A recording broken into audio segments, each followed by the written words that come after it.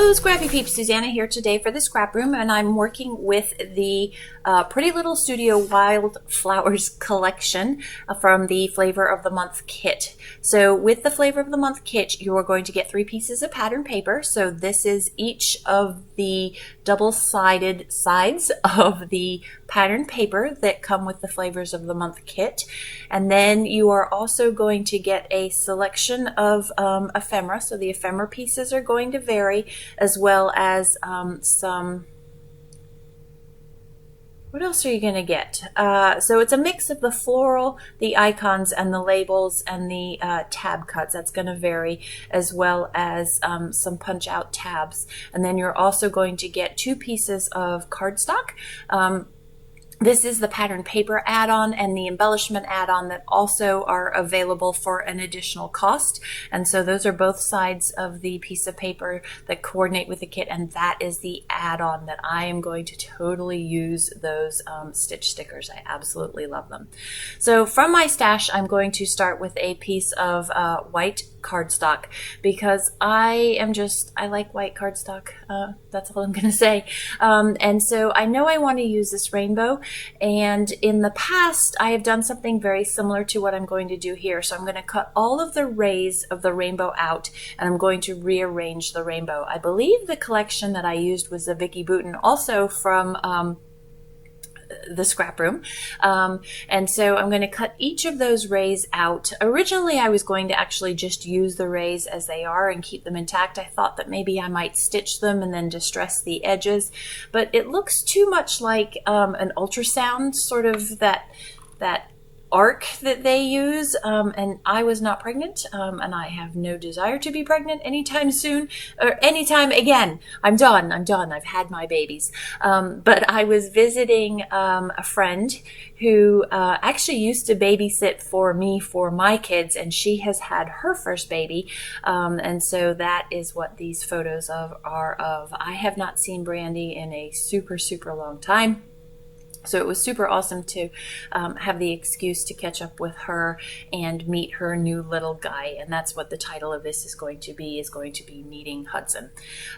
So there is directionality to these rays. There is writing, there's verbiage on the sort of the maroony ray, and then the hearts actually have directionality, and the flowers, and so I was playing with that, and did I really mind if some of the hearts were going sideways and if the words were upside down? And honestly, I don't really care. So that was a big step for me to let that go, because if you know me, you know that normally this type A highlighted, bolded, and underlined person cares about those things, but I'm learning to let these go, because otherwise the design was going to drive me absolutely bonkers, and there was no way that this was going to get done. So I put it in a bubble, I pushed the bubble away, and I said goodbye to it, and I don't care. So each of these rays is cut out, and there is a small white gap in the ray. You can see that on the printed pattern paper as it is when it's intact, but I put a slightly bigger gap in there just for that slightly different delineation, and I am going to go to my sewing machine, and I am going to zigzag stitch just a couple of the rays, just with a white thread. It's a super fine detail that you really don't see unless you look up close, but it adds a little bit of texture to the page, and that's one way, without doing distressing of the papers, that you can get great texture. I love Pretty Little Studio papers, but they are sort of glossy, and so when they're glossy, to me, they are harder to distress. So to me, a good substitute for that is to put those zigzag stitches in. So because I don't need, there I was showing you zigzag, zigzag, zigzag. So I'm cleaning up the threads at the back there, and I had cut myself off. I was starting to say something. What was I starting to say? Oh, because I don't want all of the arc, I'm just going to cut off bits, the bits that I don't need, and in theory I could use that for another page and just do smaller corners as well. I have actually saved those extra pieces because I really like the hearts, and I could fussy cut some more hearts out of that as well. So this is from the embellishment add-on.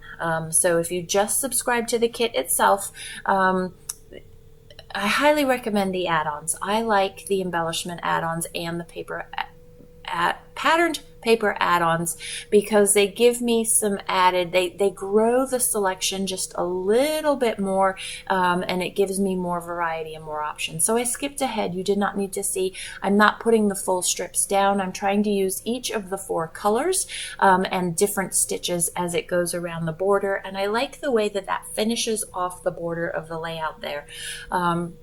When I'm designing, I don't like those white borders. I like white pattern. I love patterned. No, there's no pattern in white, Suzanna. I like white cardstock backgrounds, but I do like either a header or a footer or something that grounds the layout so that I don't feel like you're falling off a ledge.